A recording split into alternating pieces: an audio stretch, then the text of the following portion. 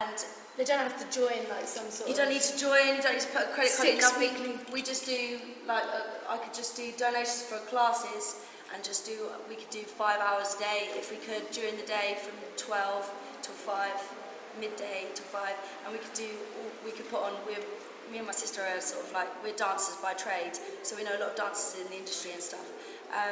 So we could find it easy to sort of bring totally different styles of dance. Yeah, because I think it's important to remember, like talking about growing vegetables, which is obviously really important. Everyone should be growing their own shit. That just seems like an obvious plan for me. And I've been getting more into that in the past year or so. But it's also actually physically, like doing physical exercise. It's just as important as what we're the plant as well. So you have to sort of, you have to like... I think everyone would benefit from more space where we could come and be together and be away from your phone and be away from numbers and be away from and just be thinking about with the sun coming through these nice. Yeah, exactly. I look at this room, I walk in this room and I go, this is exactly, it's a dance studio and a beautiful one as well. It's like you can have Basel on there. It's like all you need is you don't need a sprung floor. Like you can actually get like roll-out dance floors. Yeah. They're quite expensive, but once you've got one, you can just use it for whatever space you're in. So you could get one for here, and then 6 months on, you can just move it to the next place. Yeah, the Harlequin. If you would like to say, it's the Harlequin floor. That's the one. What's interesting about what you say is really what places feel like, and without getting too esoteric and feng shui-ish, there's definitely something about places that have an ethos, a philosophy, that feel different, that give you a sense of possibility. Yeah, and in a sense, that's sort of one of the advantages of this particular place at this moment. I wouldn't mind coming back, not this minute, but later to a point which we had, which was the strength of this place is partly because it's temporary, but when things become permanent, people perhaps aren't alert enough. I wouldn't mind later, not now, coming back to that problem, because it's an interesting dilemma. But anyway, I really think you're right about ants. I mean, to be honest, I've only just walked into this meet, but I've heard it in the grapevine 6 months or something like that. And I just want to say, like, I've been squatting for a few years. I don't squat no more, but sorry, do you want to say that again? Squatting, yeah, I've squatted before with my sister and I. We're working artists. You know what I mean? If we wanted to make our reality, our dream, we had to do what we had to do, and we don't anymore. But the time it doesn't need much. Do you know what I mean? Within a few days, you can spruce it up. Bam! You could be having just regular dance classes for people to come in. 6 months is a long time, and actually 6 months of really working hard on your body and coming and hanging out with your friends and stretching and talking about whatever and massages, whatever, and then drinking smoothies. Yeah. Could be a real impact on the area and people around us. Do you know what I mean? It's like You should check out our website. Yeah. That sounds like a proposal. Because that sounds like a proposal. A, there's a proposal form, and B, you'll see that we've already got quite a lot of those things that are actually taking place every day. Yeah. So it's worth checking out, and then you put in a proposal, and we'll be able to facilitate that for you. Okay, cool. I was just saying, I have to go very, very shortly, but it's interesting. When this building was empty, you'll have had a lot of people sort of walking past thinking, oh, it's nothing special about that, run down building, whatever. It just goes to show what you can do really with any building. I mean, there's nothing about this building is architecturally, special or significant or anything like that. Just goes to show what you can basically do with any empty building, or what we should be doing. And if you think about, sort of one of the things I want to get, and I know first you mentioned before having some sort of hustings from Mary Pallets, getting them signed up to some sort of statement on some of the public buildings. Imagine what you could do in one of the old fire stations. Imagine. Wouldn't that be brilliant? And I've actually got some responses from questions I've asked the Mayor for me to send to you actually about that stuff. We've got to. So there's more needs to be done, but bear in mind this Mayor's on his way out, so it's all about the future campaign. But on the point about how we can get more buildings, the public sector has to play a significant role. And, what you guys do is brilliant. I've worked with Theatre Delicatessen as well. They take on buildings. So there's having a relationship with the councils, and once you've got a relationship with councils in particular, if you want to get public buildings, once you've got one, it's much easier then to get more. But also having that relationship with City Hall and for some of the buildings that the Mayor has control over. I think if you get the candidates signed up to support what you're doing, in terms of getting these disused public buildings back into use. But I really like, I think it's 7 Sorry, times. yes, can I ask you one quick question? We are very much a political building here. That's one of the reasons why we've chosen the structure we've chosen. It's one of the reasons why we operate the way we operate, is to keep the essence of it being small p political, in as much as, you know, it's about making changes, it's about trying to influence decision making and thought processes. How do you feel that could work with, you know, public bodies and public organisations? You know, because sometimes we will be quite critical of what these organisations are doing, and this is a theoretical question. It's not give me the solution, but more a case of it's something that is worth bearing in mind. A lot of our activity is not going to be. It's just we're not here to stroke egos. We're not here to make people feel better. We're here to do good work. Sure. And that is sometimes going to upset the people who are giving us the buildings. Our safety, in a way, by being with the small developers, is we know we're doing some holistic good for them too. We know that Michael, despite him saying he's not getting anything for it, he's right. He's not getting anything for us being in here. But there are things he's not paying for, which he would normally have to pay for. Security, maintenance, for example, certain kinds of rates. So there is a benefit to him. The question has always been in my mind is how can we operate with real freedom to be political and to say the things that need to be said in a building that's given to us by essentially the people who might be criticised.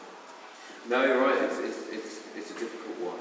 I think part of it is convincing the value of what you do outweighs any kind of, you know, political criticism that might arise out of it. Getting buy-in, in particular, from the local ward councillors who can then put pressure on the leadership of the council because it's the same party affiliation.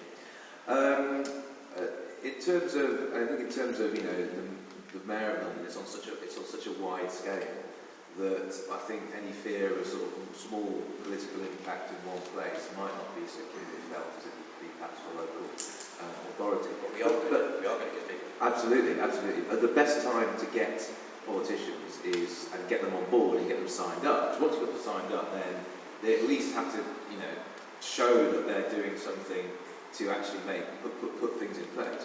Get them signed up at election time, because that's always the best time to get a politician, because they want votes.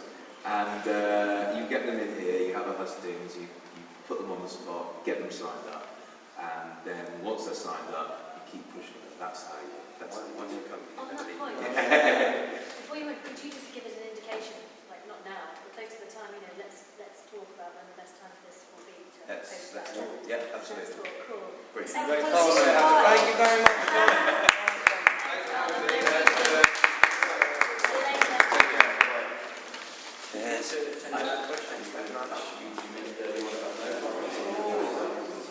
Well, it's something that's not desperately easy to solve, but it's just interesting to discuss, because when you get something that is very regular and solid, there is obviously the danger that you become less alert, and then you become a bit too safe, and the question of internal renewal becomes more difficult, and then perhaps the people infrastructure becomes too big. I don't think there's a particular answer to the problem, but I just think being aware of it is quite useful, and it may be at some point you need a bit more security than 1 year, I don't know. But I don't think there's an either or a definite answer to it. I just feel that some of the most interesting questions don't necessarily have an answer. All you can do is really Go for it. well, broadly go for it, yeah. Can I comment on that? So I think that perhaps the temporary nature of these spaces is going to be what will help us not have such a negative impact in terms of gentrifying an area. As we were talking about earlier, to go back to Anna Minton's point, that, you know, artists are a part of the problem, in that they make an area cool, so that the prices go up, etc., etc. If these spaces are temporary, then you don't have that time for that to happen. You know, we're there for a year, 2 years, 3 years, whatever. But then we'll be moving on. I say we, everybody. So that might kind of go some way to address it. I mean, one thing, because obviously this process is well known, and Sharon Zukin was the first one in New York to sort of monitor that in the 70s, is to have so many of these spaces that they can't all, which is really part of the strategy I think we've got collectively it's happening in so many fires are being lit, electrical fires, that not everywhere can gentrify simultaneously because there's just too much of it.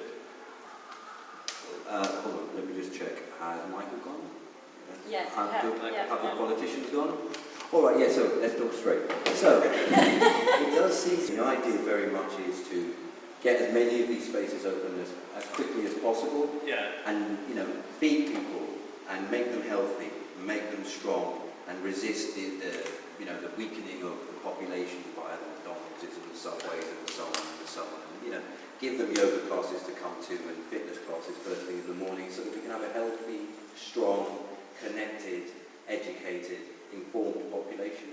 So I think you're bang on message with what you're saying. This is very much about not us growing, but just people growing, really, more than anything else. And in that case, permaculture fits perfectly with that.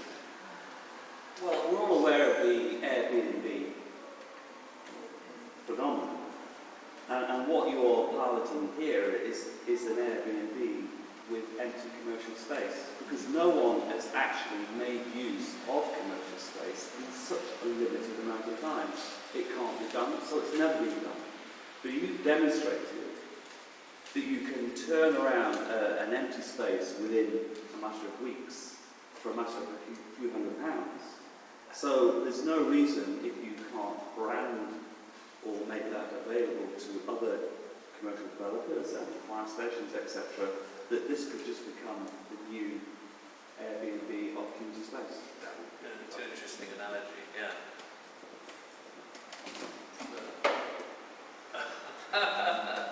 We're running dry. Any more questions? Yes. Yes, just it's a shame that the politician is gone. I was talking in terms of what we mentioned yesterday. We mentioned like power dynamics was used in yesterday's works and the role of bureaucracy. What is the panel's opinion on the idea of space and a sense of place in terms of alternatives? Creative cities was mentioned earlier, I think, by one of the many and the idea of new models for inner city spaces that we have here, which is quite inspiring, beyond what something called brownfield sites, rather than just a space that can be used for whatever we want it to be used for, whether it's been polluted. We have enough technology here to pollute anything that moves, basically, including uranium. So I don't see why it's such a problem. Why is it brownfield sites or derelict buildings in whatever area is such a headache for local government? No? Do you mind if I answer that very briefly to start with? Yeah, sure. Actually, it's an interesting point you raised, because something that we used to do as part of the group I was with before I started with Green Spaces was we specifically targeted grade 1 and grade 2 listed buildings that had been left to rot because of a number of sets of circumstances, often financial, often very expensive to restore these buildings to their former glories. It's way better for the developer to wait for it to fall down, or in some cases assist its falling down. Yeah, assist its decline in some horrible ways. And I mean, we've seen some horrible stories. And there are some photos online if anybody wants to go and see evidence of some of the stuff we've seen. We've seen beautiful, historic buildings with massive holes made in the roofs by accidental builder's damage, which has allowed water to ruin the building. Or in other cases where a statue, one particular case stands out, a pub called the Old Spotted Dog in Forest Gate, which used to be right on the very edge of Epping Forest. It was where King Henry VIII went and drank before he went off hunting. And there was a statue from the 16th century of Henry VIII that had been hand-carved by local craftsmen. That statue had been placed against one of the fundamental supporting struts of that building and set fire to by the people who own that building. We'll have the photographic evidence. So it was very much a key for us to get inside these buildings, open them up and show what is actually being done to some historic buildings. And to answer your question, it always comes down to money, right? It always comes down to someone who spent a small amount and wants to make a big amount. And in that case, that's possibly some of the reasons why some of these buildings are being left derelict. But of course, if you actually follow this through and you look at the National Trust register of the various buildings, a number of those buildings have been actually traditional old buildings that have been squatted, and some of those features have been replaced and bodged in our squat way. But they themselves have over time become beautiful and are now part of the listing of the building itself. So we're talking about actually a very easy to remedy problem. You know, it just requires a change of mentality. I mean, as I was saying, you were interviewing me earlier, you were asking me a question, and I was saying one thing would be good if you were able to do it is, in a sense, tell the story of the model that this all represents in a way that is easy for everybody to understand. And that reminds me, funnily enough, of the sign below. Who's that entity which has the massive sign on the door? A lot. Right. Training group on the top floor. Do you mean the one that says outstanding according to Ofsted? Yeah, all of that. Yeah. Yeah, that's downstairs. Right, because they seem to dominate the mindscape of this building, so you don't really feel when you come to it, because the Hive, I'm sure that charity is a very good charity, I'm not complaining about it, but the Hive is a concept, in a sense. It's an idea, and as we know, it's not a new idea, although your version is new. But, sorry, no, what I mean, I'm not being negative, I'm just saying, it's a very good concept, but just somehow, if you can somehow get a lad to tone it down and get a bit of a bigger Hive, because somehow the concept of Hive, in general, is a good word, should be promoted. We need a bigger sign. I know, it was a very long way of saying you need a bigger sign, and Yeah. the Highland needs to make their We sign need to very have a much bigger smaller. boat. Yeah. No, but it's an interesting point you raise, and I don't want to get all conspiracy theory about it.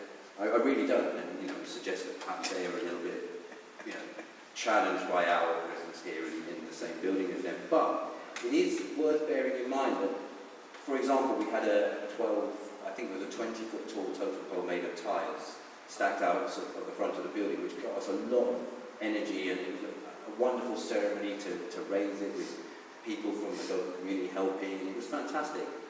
And then the people downstairs complained about its existence, and they said it was a fire hazard. Now, we checked with the fire brigade. It ain't no fire hazard. But somebody made a complaint strong enough so that they made a complaint, which meant that we had to chop the poor thing into 3 pieces, and it's now sitting. Probably is more of a fire hazard now. Yeah. Well, if you can get a bigger sign somehow, just to sort of the hiveness of Hive is projected in some sort of way. So that's